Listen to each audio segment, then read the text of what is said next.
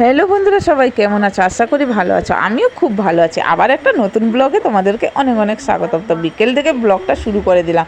তোমরা ভাবছো দিদিভাই রেডি হয়ে কোথায় যাবে? এখন যাব আমি দিদির বাড়ি। তো প্রায় এখন 6:30 বেজে গেছে সন্ধ্যা। তো এখন রেডি হয়ে পড়েছি, রাস্তায় যাচ্ছি।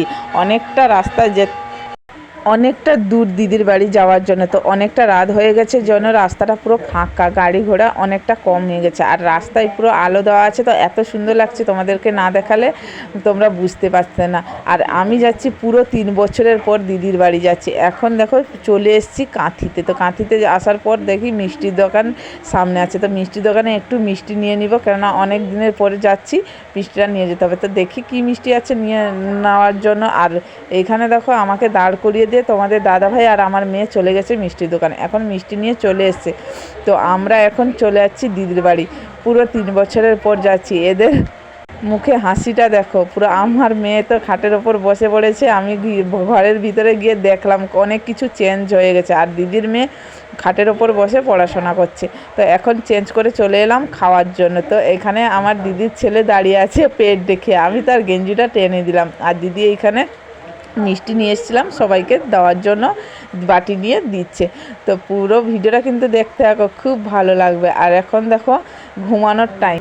তো সকালে ঘুম থেকে উঠে দেখি আমি এখন দোতলায় আছি। তো দোতলায় ঘুমিয়েছিলাম, আমার মেয়েও এখানে আছে আর তোমাদের দাদাভাইও আছে। তো আমরা তিনজনেই দোতলাতে ঘুমিয়েছিলাম। এখন দেখো এই সিঁড়ি দেখাচ্ছি তোমাদেরকে, নিচে যাব। তো নিচে যাওয়ার আগে বারান্দায় চলে এলাম, দিয়ে দেখলাম কত সুন্দর লাগছে নিচে।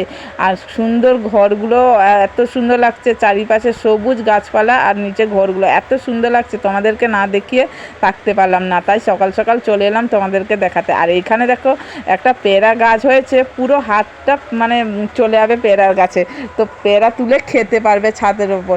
তো এত সুন্দর পেয়ারা ধরেছে, তোমাদেরকে আর কি বলবো। আর চারিদিকে এত সুন্দর সবুজ লাগছে, খুব ভালো লাগছে। গ্রামের পরিবেশটা এত সুন্দর লাগে, তো আর কি বলবো। আর নিচে আমার জামাইবাবু দাঁড়িয়ে আছে, তাই নিচে যাওয়ার জন্য আমি চলে যাচ্ছি। তো এখানে নিচের ভিউটা দেখেছো কত সুন্দর লাগছে। তো নিচের সিঁড়িটা মানে 2টা ঘরের পর আমি যাব। তো এখানে চলে আসছি এপাশে বারান্দায়, কেননা এপাশেও ভিউটা অনেক সুন্দর। তো এদের বাড়িগুলো দেখানো হয়েছিল না, আমি রাত্রে এসে আর দেখিনি অন্ধকারে। তো সকালে উঠে ঘুরে ঘুরে দেখছি আর তোমাদেরকেও সঙ্গে নিয়ে দেখাচ্ছি। তো দেখো কত সুন্দর লাগছে ভিউগুলো। তো চলো বন্ধুরা, পুরো ভিডিওটা কিন্তু দেখতে থাকো। আর দুপুরে রান্না করার জন্য বসে পড়েছি। আর একটা কথা কি জানো তো, আমার দিদির ছেলের জন্মদিন, এটা আমাকে দিদি বলেনি আগে থেকে। তো দুপুরে যখন রান্না করতে গেলাম, আমি বললাম আজকে রান্না করব, তখন আমাকে বললো আমার ছেলের জন্মদিন, তো তার জন্য রান্না করছি অনেক কিছু। তো এখন দুপুরে খাবার নিয়ে বসে পড়েছি। আর তাকে দেখো অনেক কিছু রান্না করে দিয়েছি আমি আজকে, নিজের হাতে রান্না করে তাকে খাওয়াচ্ছি দিদির ছেলেকে। তো অনেক রকমের আইটেম করেছি, কিন্তু বলতে পারবো না, এত রকমের বলতে গেলে ভিডিওটা অনেক বড় হয়ে যাবে, তাই বলতে পারলাম না। তো দিদির ছেলে বসে আছে, দিদির মেয়ে বসে আছে, আমার মেয়ে আছে, আর পিছনে আমার জামাইবাবু আছে, সবাই মিলে আছে। তো এখানে সে হাসছে, বলছে এত কিছু রান্না করেছো মাসি? আমি বললাম হ্যাঁ, আমি যখন জানতাম না, এখন জেনেছি যখন, তোর জন্য অনেক কিছু রান্না করে দিব।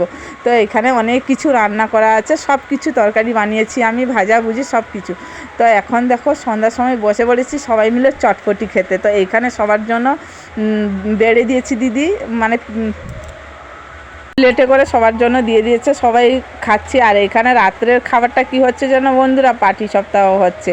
তো দিনের বেলা অনেক কিছু খাওয়া হয়েছে, সেই জন্য দিনের বেলা রাত্রে আর ভাত খাবো না, এখন বানাচ্ছে পাটি সপ্তাহ। তো ভিডিওটা কেমন লাগলো অবশ্যই জানি।